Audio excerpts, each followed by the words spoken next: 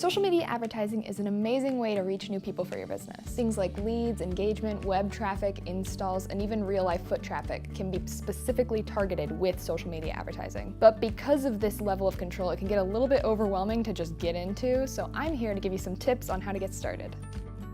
First of all, let's take a look at some of the demographics for the main social media websites and keep your target audience in mind. Facebook is a great place to start for most companies because it just crosses generations and income and gender and everything. And YouTube is pretty similar to Facebook in terms of size and spread of audience, but they do have a slightly younger audience, which you should keep in mind. Instagram and Twitter both have about half the audience of Facebook, and they skew a little bit younger like YouTube does. But they still have an extremely wide range of people, so it's worth a look into. I think LinkedIn is really interesting because it's actually very different than these other options. Its main user base is way older and more educated than the average social media user, which makes sense because it's definitely catered towards a more professional style of social media. This is perfect for a lot of brands, specifically any B2B marketing, perfect for them. Pinterest is also very, very different because it's 85% female. This platform should definitely be considered if your company has anything to do with like DIY or recipes or just like home improvements things.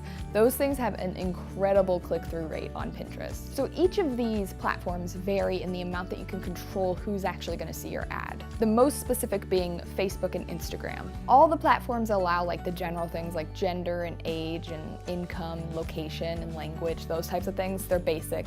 Every platform that I've seen allows that kind of customization. But Facebook and Instagram allows you to get to a ridiculous amount of specification. You can choose interests, job titles, salary, hobbies, just things that they've Googled, if they've started dating someone or if they just married somebody. You can put all that in your specifications. This is a huge reason why Facebook is so popular with advertisers.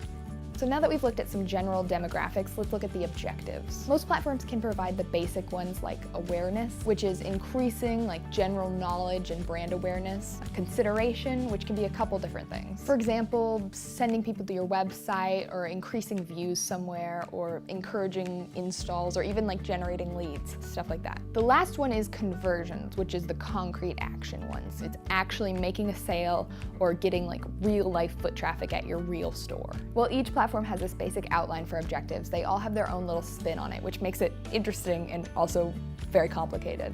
But at the end of the day, I wouldn't choose a social media platform to advertise on based on the objectives, since most platforms can be used to achieve whatever goal you're looking for. Personally, I would choose it more on the types of ads they provide. If one matches your business really, really well, I think that's more important. So YouTube is video-based, obviously, but something to keep in mind is that most of their ads nowadays are opt-in or just completely skippable. So you really have to catch attention with your ad on YouTube. But the huge advantage that YouTube has over other platforms is that most users have their sound on. Instagram, Facebook, Twitter, they all have those same types of ads, but most users have their sound off. Generally speaking, Facebook and Instagram's ads are optimized for online retailers. The carousel and collection ads in particular are perfect for online retail. Twitter and LinkedIn are also very flexible with their ad types, but they're pretty much on the same line, photo and video being the way to go. LinkedIn though has this very unique option that lets you send a personalized message to somebody and it just appear in their inbox. This can really increase the trust between you and your customer.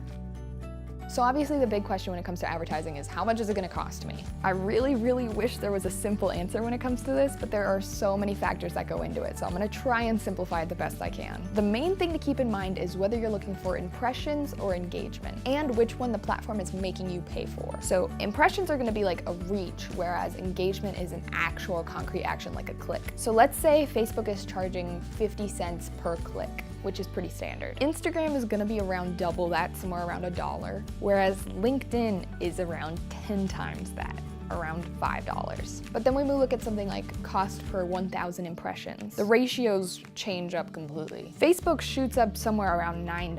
Instagram's gonna be around 7, and LinkedIn's gonna be a little bit less, like 6. These numbers are pretty standard, but they change all the time. You have to keep in mind which one you want and which one you're paying for. Engagement is very expensive, but it's also extremely valuable. So don't be afraid to pay for it. I recommend that you listen to the platform for which one you should do for your campaign. They're usually right about it. They know their own platform pretty well, and they want you to succeed. It's in their best interest that you do well with your campaign, so you come back and give them more money. So the reason why these ratios vary so much has to do with the limited amount of ad space and how likely the user is to click on your ad. For example, Facebook's ad costs have been increasing for the last several years because the ad space is getting very limited as more people go to Facebook. So that's the basics of some of the main social media. If you're interested in going into more detail about each of these, you should subscribe to this channel. I'm going to be going a little bit deeper into each of those main ones and give you some more details about how to use them for advertising. I hope you learned something today. Happy advertising!